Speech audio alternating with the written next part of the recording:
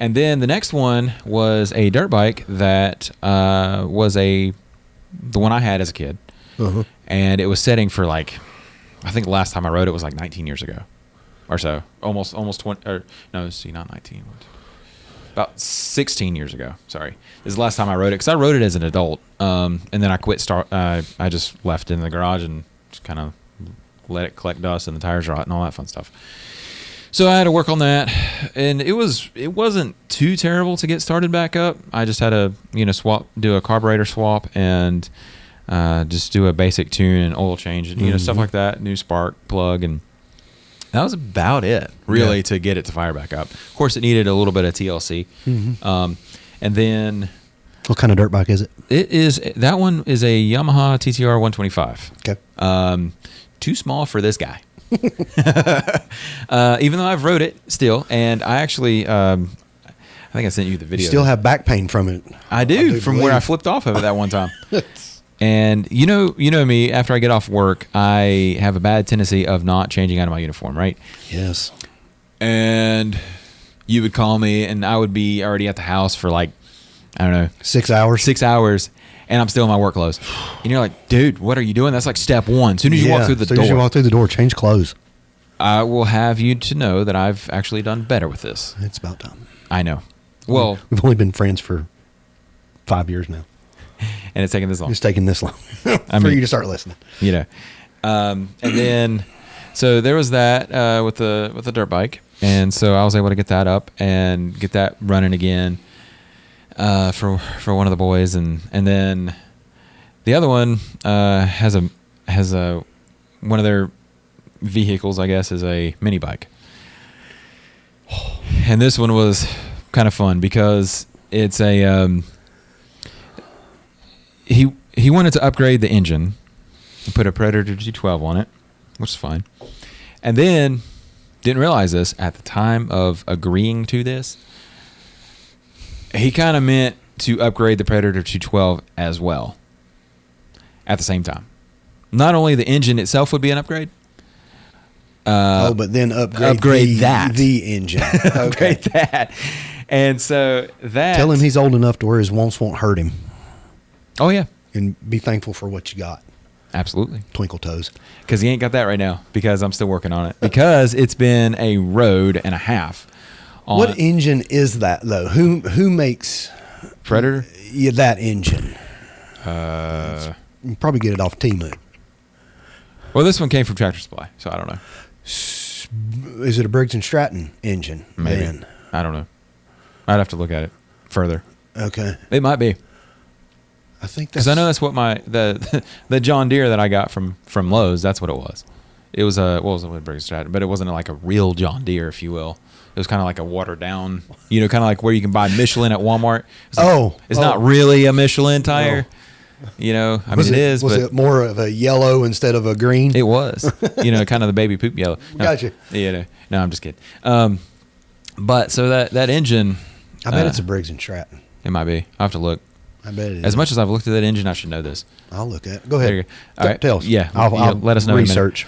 All right. And so that engine, I had gotten a bunch of parts for it, where he had basically ordered a bunch of parts and it was like, hey, I need this and this. And so we got it. And I was like, wait a second, and then he already had the engine torn apart because he started working on it when I was at work. And then I get to the house and I'm just like, what?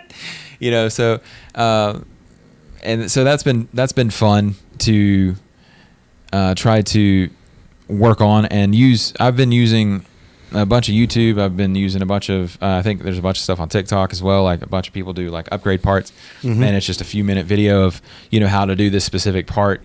And that's been very helpful as well. And then the live video with ChatGPT, that's been great too, to get that to where it is. And there was a part where it's the two bolts that go into the piston that holds it onto the rod.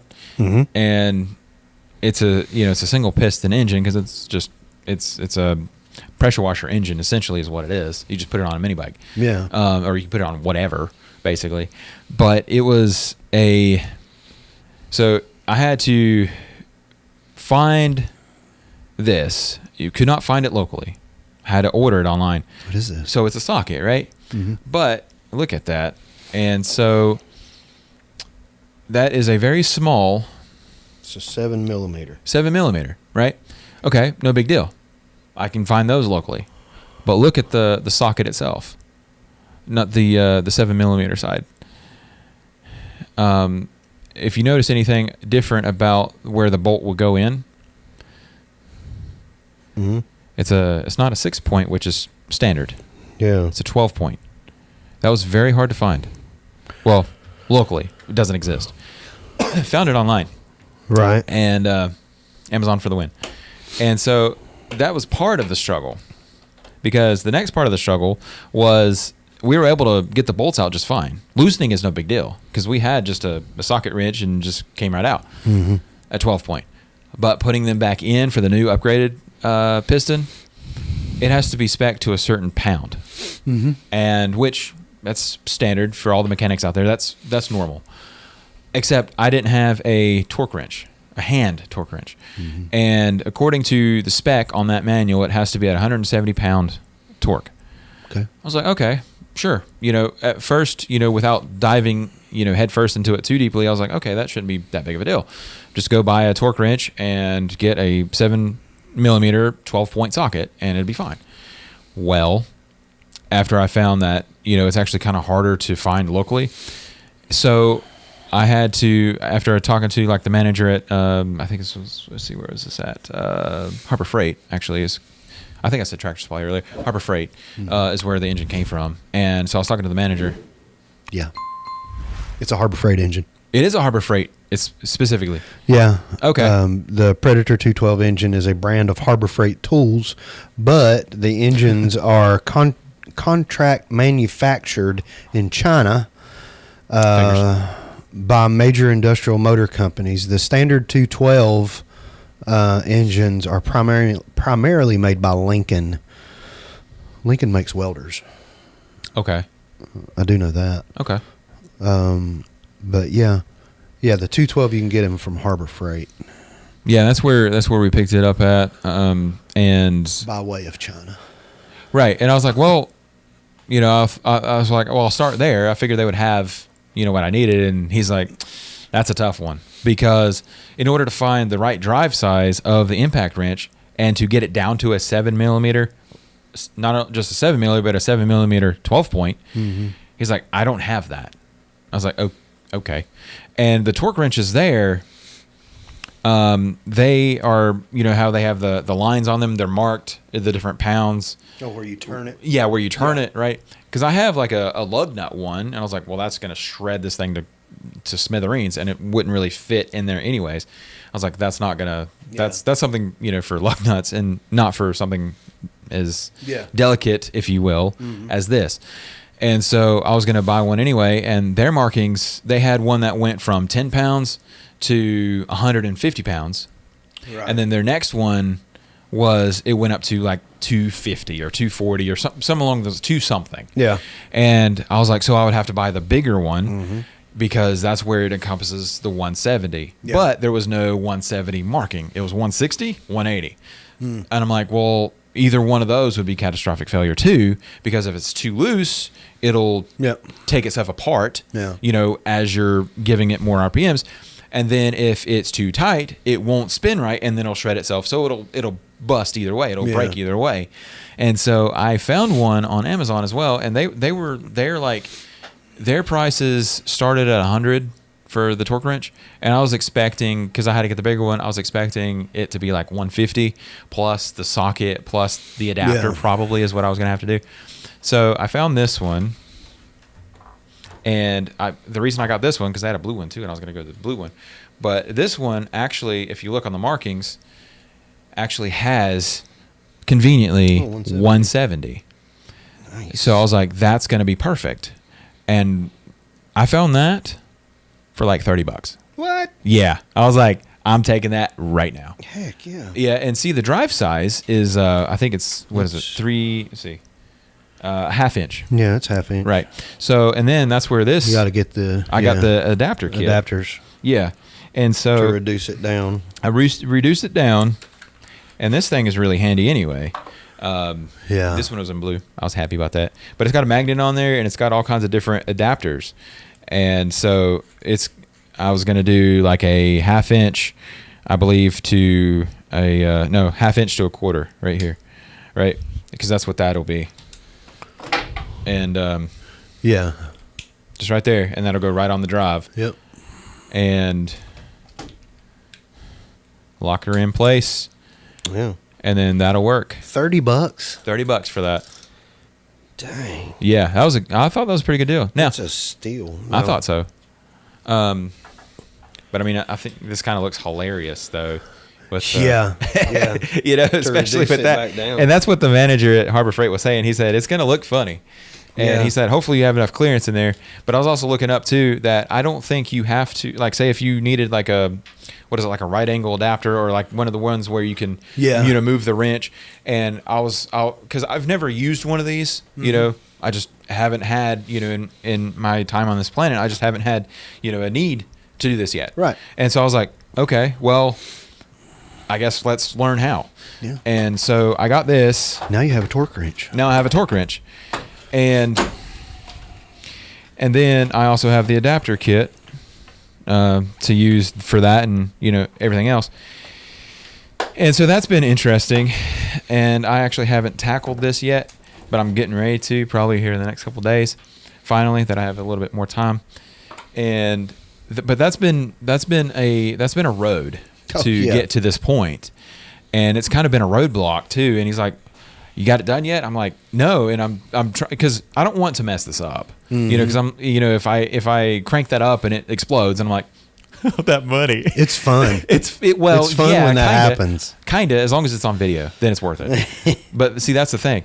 And it's been a lot of fun, but a lot of learning. And the thing about it is if you're wide open, just busy, it's hard to allow yourself the mental capacity to absorb something new. And for me, I'm okay with like basic ish mechanics. I can do oil changes, I can do spark plugs, I needed your help for the brakes that one time. I'd rather not mess with those just because they're brakes. And that was kind of a learning experience, but I'm just like, I don't really feel confident to really do those. And there's a lot of those things. It's like, I'm just going to pay somebody to do it, or find somebody and show me how. But it's me with electricity. Yeah. See, I love that. I just pay somebody to do it, or feed you. Yeah, see, that's payment. I'll take it. That's a currency in my book, and I'm good with that. But it's like, there's certain things I'm not going to mess with. But it's okay to do that. Just know where your limits are. I'm okay with trying it, and then I'm like, I can't do that. I'm okay with giving it a shot, or at least learning enough to say, make a decision. Can I do this? And if I can't, no shame. It is what it is. Right. Find someone who can. That's okay. And you can be kind of more or less a jack of all trades, but even jack of all trades can't do everything. Right. There's things that they're just naturally better at than others. Some things you can kind of do, but it's just been a challenge. And but I'm getting through it. It's been a long road, and but I think with this, that was the last hurdle that I can at least foresee at this point, and hopefully it'll be the last one. But it's the last one I can foresee, and everything like that. But that's kind of where I've been in my free time. I don't even know what that is. Because as you know, I've got a bad tendency of just working all the time. On something, and I have a bad tendency of just sitting still. And that's something I'm going to try to, intentional. It's going to have to be intentional. Because I naturally can't, from my experience so far. And so that's going to be. I'm very good at sitting still. Well, we can trade a little bit, right? And, kind of meet in the middle, right? As they say. I'm very good at sitting still. And so it is what it is. But the thing about it is I've learned a lot here in the last year or so. And then, but it's okay, and I'm good with that. And I'm glad I've learned the things that I have, and it's been very helpful and everything. But that's kind of what I've been into. the last little while. Mechanics wise, that's been a fun. But what about you, man? The only thing I'm like comfortable per se tackling is plumbing. Yeah. I can fake it till I make it through plumbing.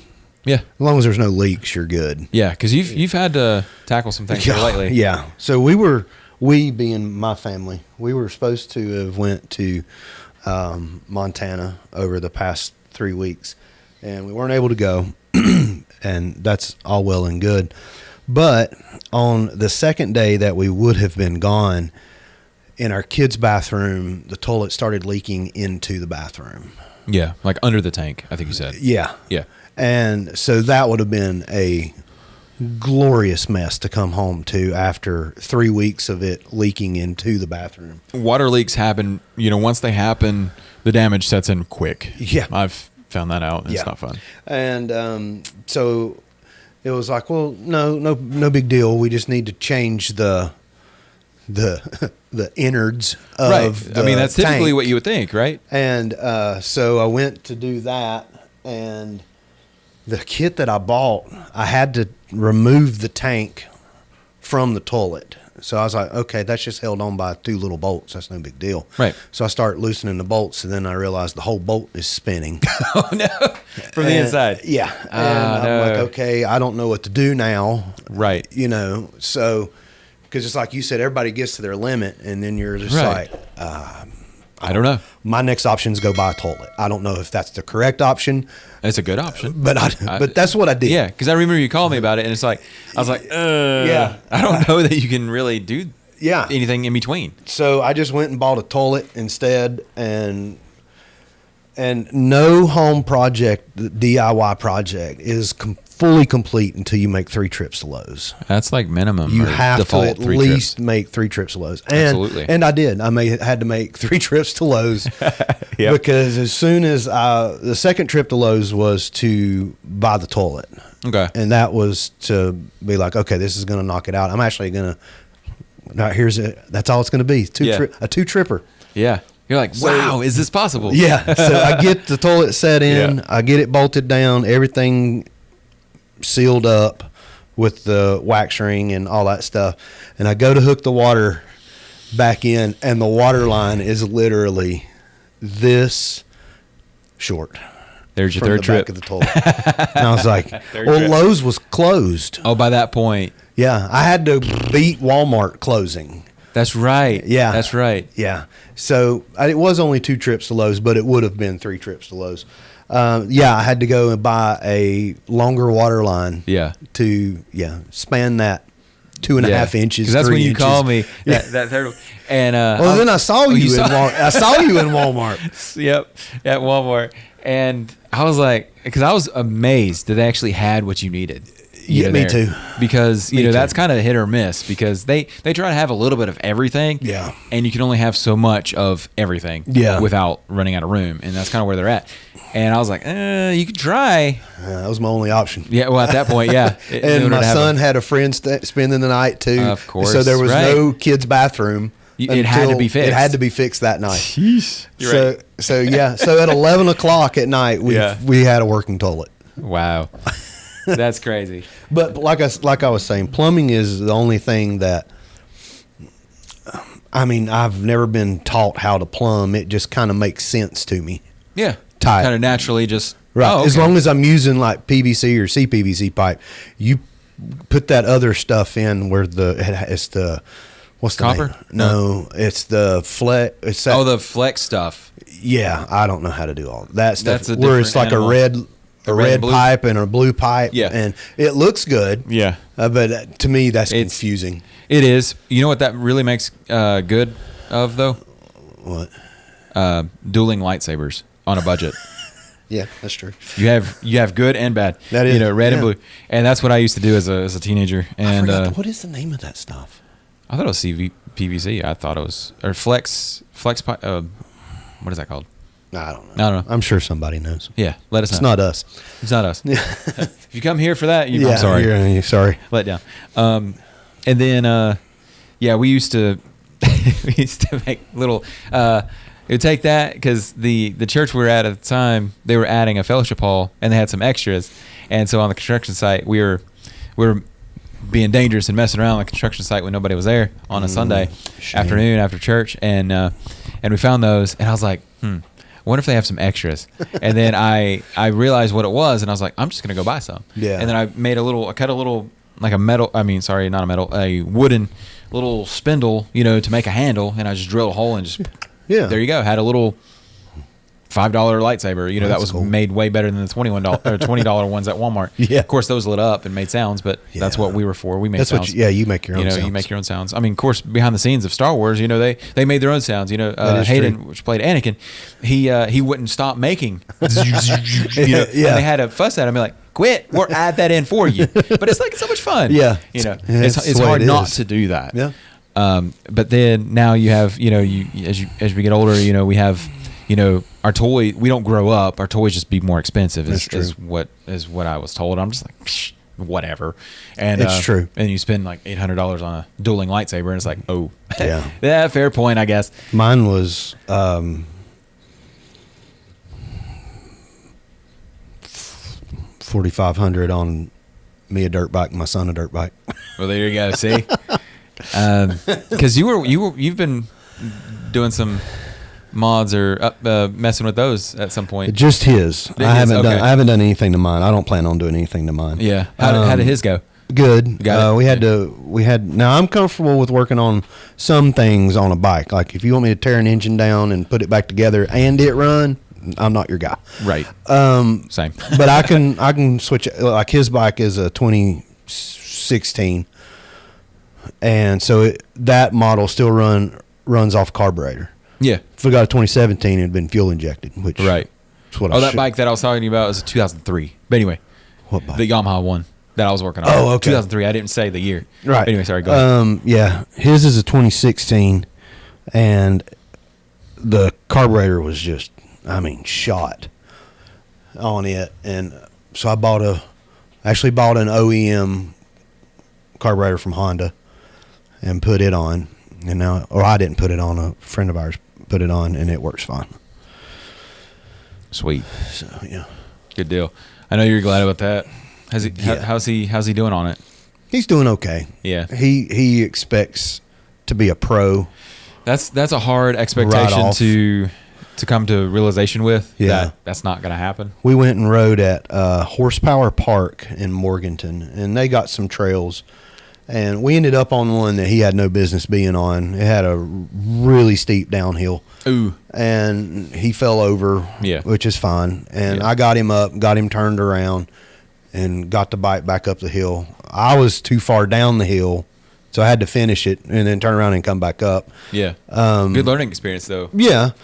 But we finally got him off down in there, and his front tire would wash, and he'd just plop. There was one time he was going through a rut, and he front tire washed out on him, and he fell into like a ditch. Oh no.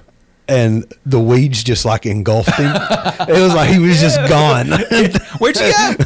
And so he was very frustrated, but he had a good time too. And I told him, I was like, dude, this is what's going to happen. Yeah. This is normal. You're going to crash. Oh yeah. It's going to happen. It's the way it is. Everybody crashes. And he was like, it just makes me mad. And I'm like, that's fine. Use that for motivation to get better. Keep going and do better. Absolutely. So, because mine was the same. He was very aggravated, and especially after replacing certain parts and stuff like that, you got to tune it and you got to try it and tune it and try it and tune it.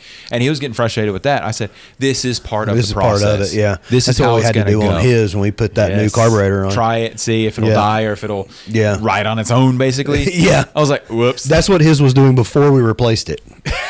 It's like gotta bring it down just a little bit. Yeah, But it was like that was with the idle turned like almost all the way down. That's crazy. And it was like, and he would like put it in gear, and it would just kind of creep off. I had a go-kart one time do that, and whenever me and my dad were working on it, we had a really big hill behind the house we were at the time, and he's like, because the engine was off whenever we were adjusting this one, and not sure why, looking back, but anyway, for some reason it was off. And he's like, all right, try it. So I pulled it, and it goes, it just takes off off the hill, and I'm surprised it didn't roll. Right. And then it also had, whenever it wasn't in gear, you had it would like. I think it was just kind of just the idle was still a little high, and it tried to go anyways. Because it was like that balance. Actually, I don't think there was gears on it. It was just that balance of idle where it's like not engaged. Right. And it was still a little bit high, and I think the vibrations too. But it just rolled itself down the hill, and then the house that was at was up on a hill, and the driveway. Man, that was a fun one in the snow to shovel. But it was about 400 foot long. A concrete driveway that had to be shoveled, and it was on a big steep hill, and it turned about halfway through. So you would like slide, and then unless you had your balance right, you would slide down the other part, but you just keep going into the woods. And that wasn't fun. And then there was one time where the brakes basically went out.